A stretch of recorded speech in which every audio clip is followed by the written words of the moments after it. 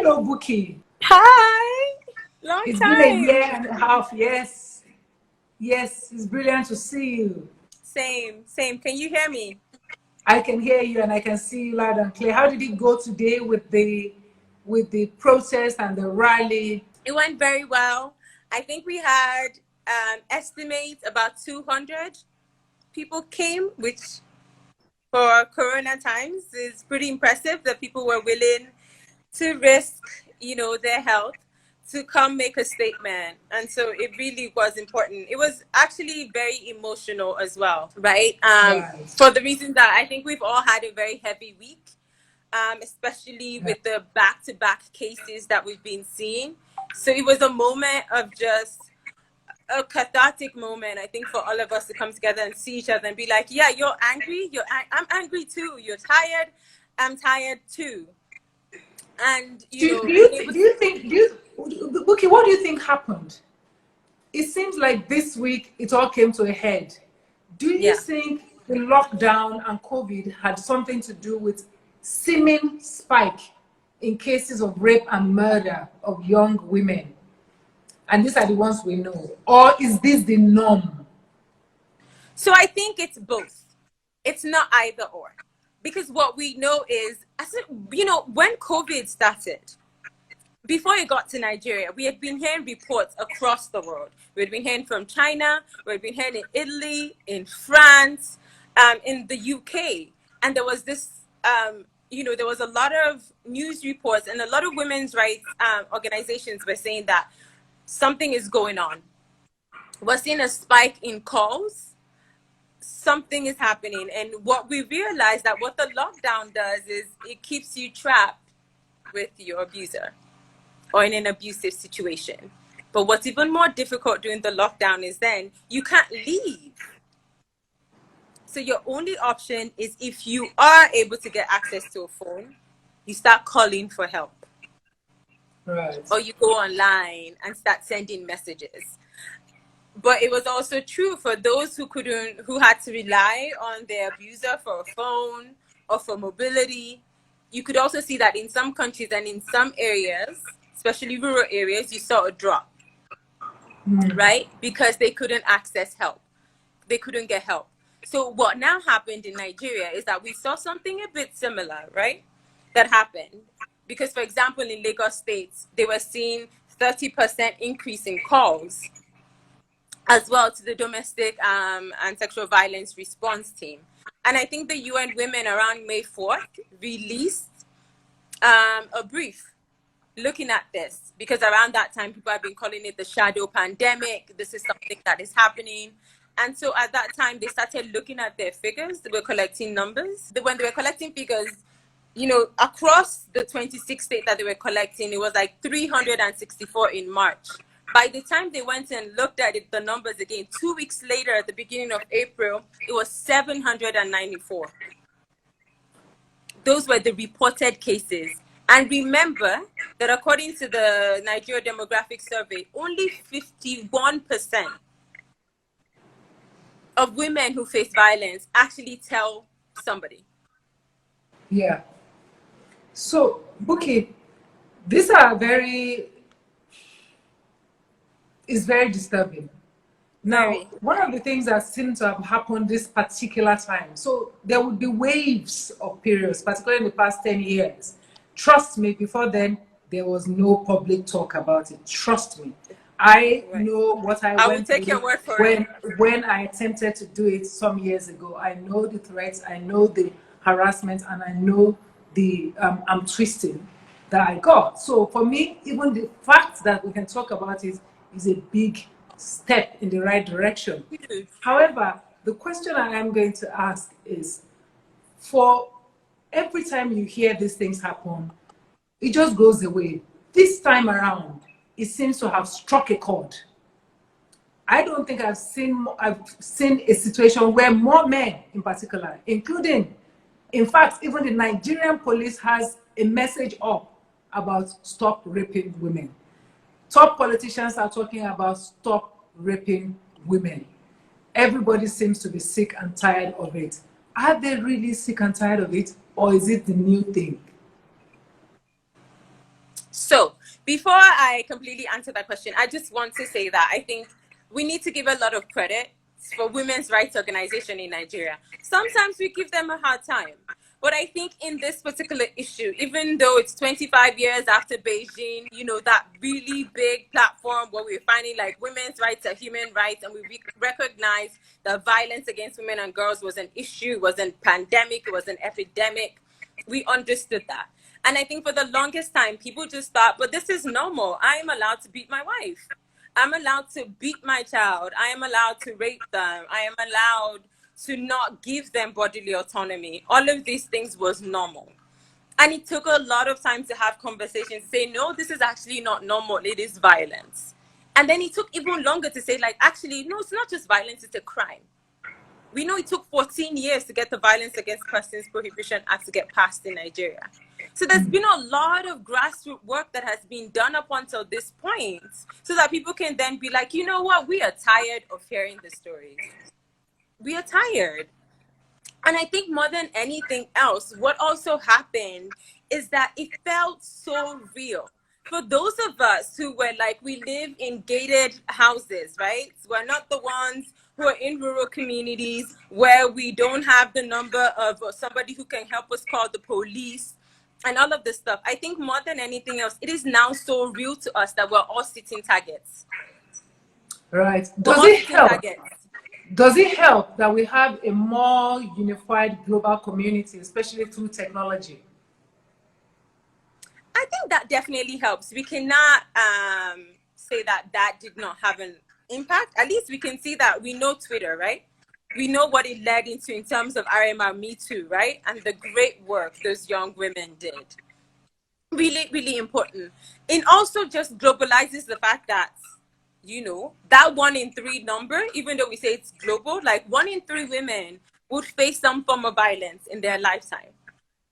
And when we realize that that was true for other countries and it's true for us, and there's things that they do to respond to it, I think it did shift the narrative, right? That we could learn from other countries and be able to respond.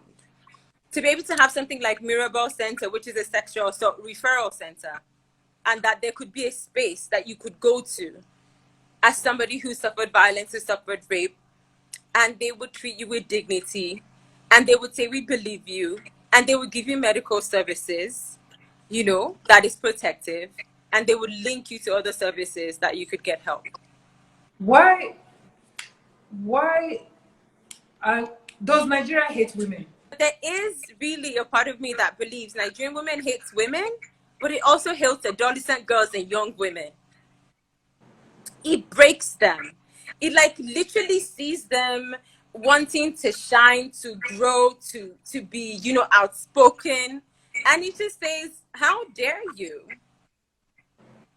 And puts barriers, and it's constantly trying to remind them that they don't deserve this space, no matter where they are, no matter what industry they try to go to, no matter where they are in schools. We see that with the sex for grades and the sexual harassment. There is a lack of safety that exists for adolescent girls and young women. And for the longest time, the blame was placed on the girls, right? Mm-hmm. That it was their fault that they could not, you know, be expressive. It was their fault for dressing or for believing that they deserved to wear a certain outfit. It was their fault for thinking that they deserve to have fun, because right. The consequences of that, you know, is violence.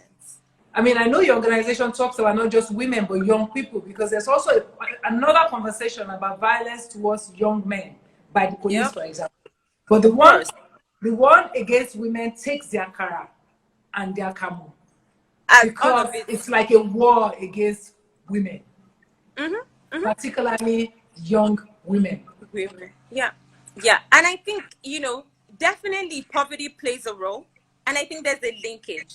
I would not give it a causality, but I would give it a correlation, right? That poverty does play a significant role in violence against women. And we've seen that income transfers, you know, basic income transfers sometimes does help, right, in addressing violence. But the truth of the matter is the issue is patriarchy. Mm-hmm. The issue is patriarchy that believes that women and men are not equal, right? and that men have the right to make decisions over everything, including women's bodies. Right. And until we're willing to accept that that is not true, that is not normal, right? So that when it comes to poverty, no matter how poor you are, you would still believe that you and your wife get to make decisions about money. Patriarchy itself is the root cause, is the belief system. But that belief system is an education thing, isn't it also? So I want us to have, because I want us to have deliverables to begin to demand. Somebody said something on Twitter, I think I heard, and said, okay, so they say, stop, raping. As if anybody said to start raping in the first instance. That let us have, right? Exactly. So what are we going to ask people to do now? What are we going to hold people to? Because this is a deep, nuanced battle that must be fought. It is the battle for the soul of the nation, I think, in a way.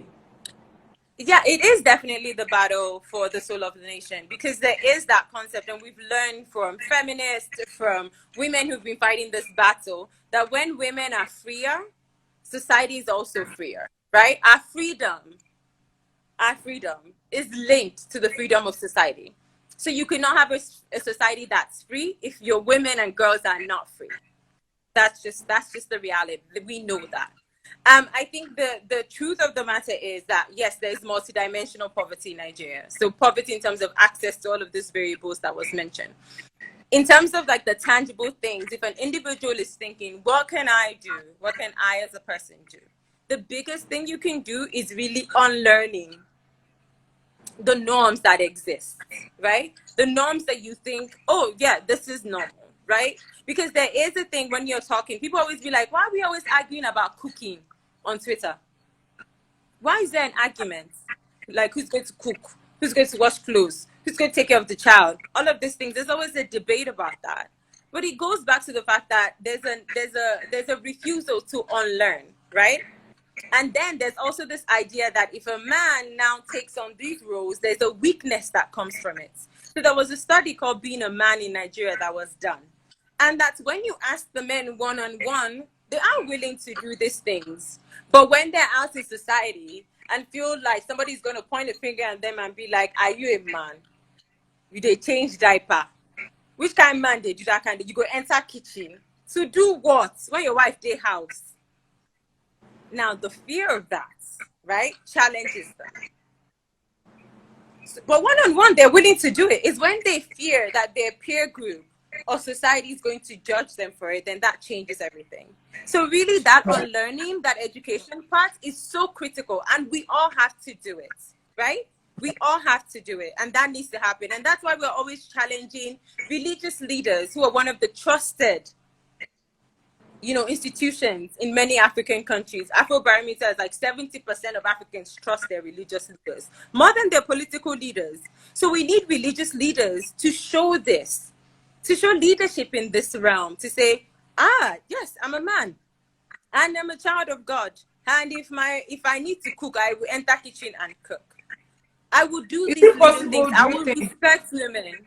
Is it possible, do you think, to get to a point where everybody knows, or everybody begins to get to that point where if somebody I know rapes another human being, and usually it is men who rape other human beings, it is men who rape women and rape men. Occasionally there are women who rape, we know about this, but really this is a man thing. That if anybody that I know, if a friend of mine rapes a woman, they are no longer my friend. Cancel them. Cancel them. If my brother, if my father, it becomes it's a complete, and then there are policies in workspace that's stringent, where there's cases of rape and harassment, stronger laws with the police and training of the police itself. So, because I know you have a lot of work on your hand, but if we have a system, and there are certain things that are non-negotiable, where if you rape somebody, if you rape somebody, you do not exist. You are not a person in that regard. You are not, it's not, we cannot, there's no conversation. I don't care what you say, the excuses. There's no conversation. You rape a person, you are beneath, you just don't exist. Because this is it's not a crime of passion. It's not something you cannot help. You know, if somebody is attractive to you, go and ask them out. If they say no, ask another person out. You know, or Accept the something no. like that. Yes. Yes. No, Accept the no. So yeah. so is that a possibility? I mean, because it seems frustrating to me that I can't imagine the men I know that I admire. And I know that sometimes you find out this about people you know. But, you know, I mean, the men I know who are my friends know that if I find that out about you, I have a long rope, but that's the rope. I'm going to cut it at that point because I don't understand how you did that. Not enough of us have that rope. Not enough of us do. Because you know when you find out when it's like, oh, somebody murdered somebody, and then the neighbors are like, but he was such a nice guy. What happens with rapists? People start asking you third degree. Everybody becomes a investigator. When did it happen? Tell us the story exactly. Give us the blow by blow. Well, did you go to his house? Did you tell him this? But I knew him now. He doesn't do that kind of thing. And I think it's really understanding that, you know, zero tolerance. Zero tolerance. As long as you find out that this person violates women's spaces, violates women's bodies, children's bodies, you will no longer be married to them. You will no longer associate with them. You will not go and beg the police to free them, because that's another thing we see.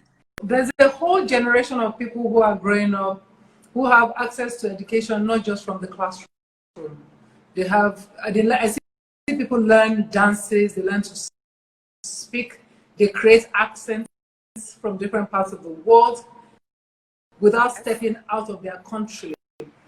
How do we make this kind of education? Because education is so multifaceted.